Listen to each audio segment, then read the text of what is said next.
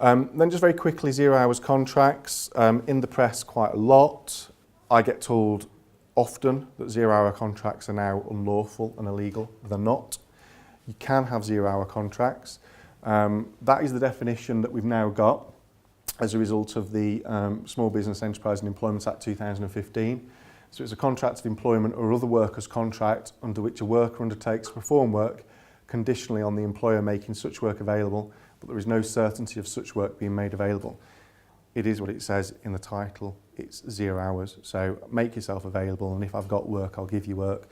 But if there's no work, then I'm not going to pay you anything. Whereas most employment businesses, because of the travel and subsistence tax relief and the need for the overarching contract of employment, will operate on a 336-hour annual hours basis, which obviously aren't 0 hours contracts.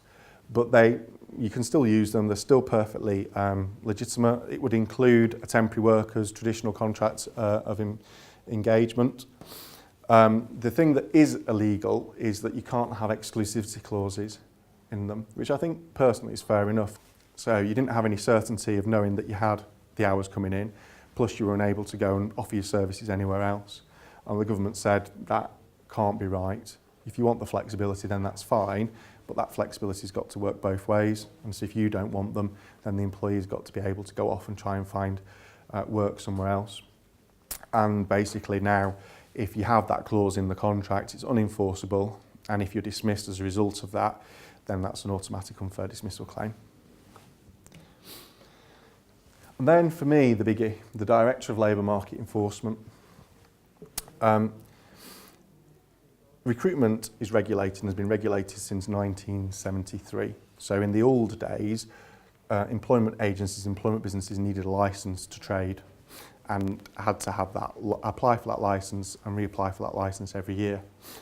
Then in the 80s, that licence was abolished, but we kept regulations. So we've got the Employment Agencies Act 1973, we've got the Conduct Regulations 2003, and then you've got Agency Workers Regulations 2011. All of those are very specific pieces of legislation that tell recruiters this is how you have to operate.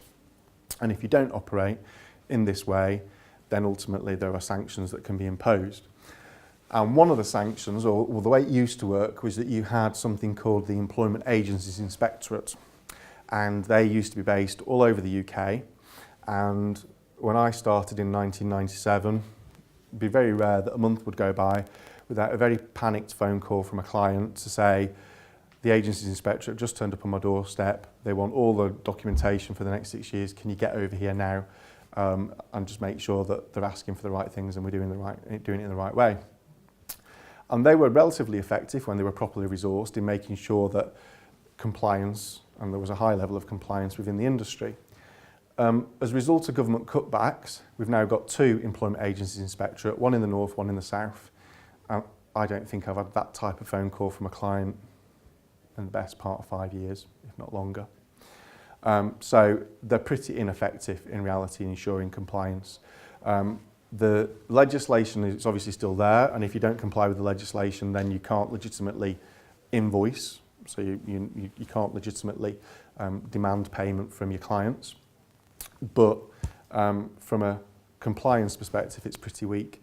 Unless, of course, you operate in food or horticulture, where there's something called the Gangmasters Licensing Authority, where you do still need to be licensed, and where the GLA take a very robust approach to their compliance sort of requirements and duties.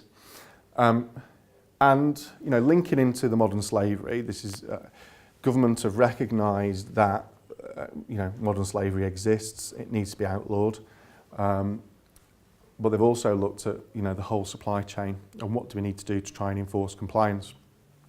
And if I was being cynical, you'd argue, well, when you had access to justice in an employment tribunal, the employment tribunals provided a certain level of compliance, because if an end user or an employment business did something wrong with regards to an employee or a worker, they would go to the employment tribunal to seek redress. The fact is that with the introduction of fees and the more difficult continuous service requirements now, tribunal claims have reduced by something like 89%. So it's not seen as an effective forum. And the reason that government did that was because it was expensive for business, it was expensive for the government to run a tribunal system. So what they've come up with instead is this idea of a Director of Labour Market Enforcement. They announced it in January this year, and it's all about tackling exploitation in the labour market.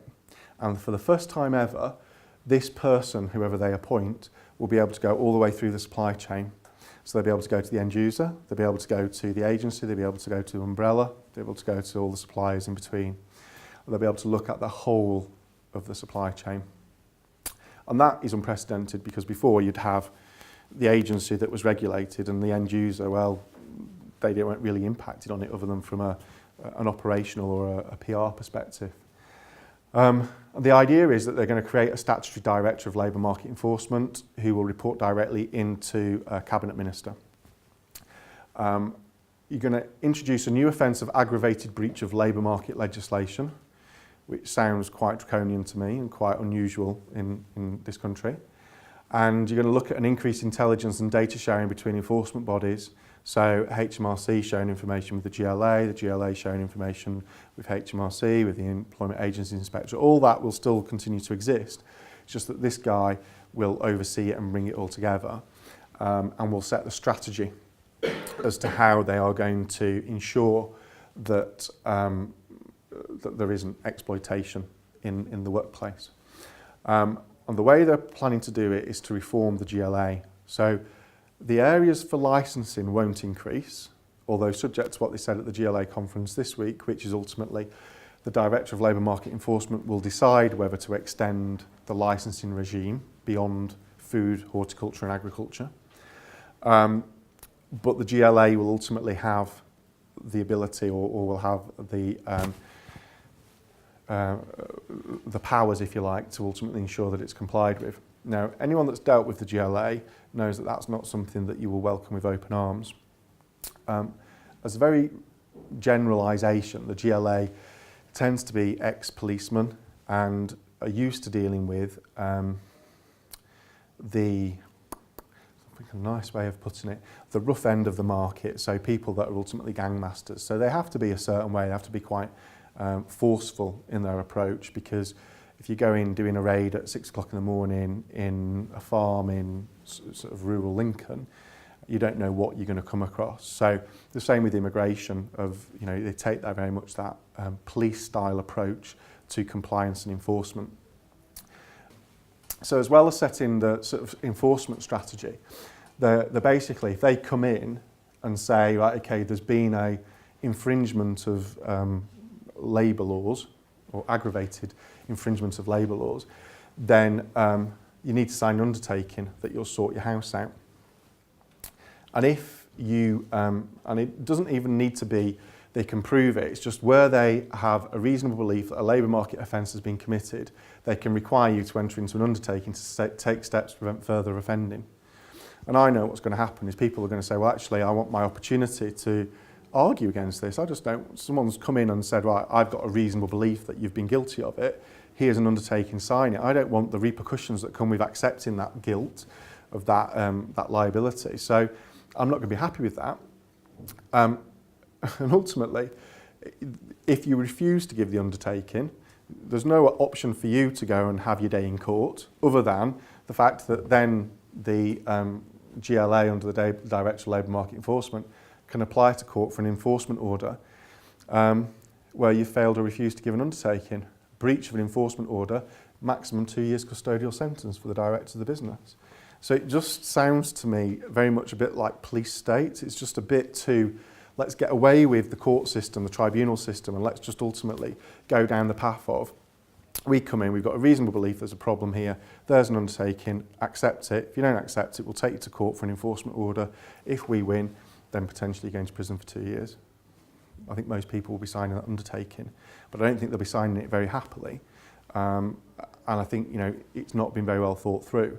And I think it's going to have quite a big impact, because that can not just be Encore, it could be the end user, it could be an umbrella, it could be anyone involved in the supply chain.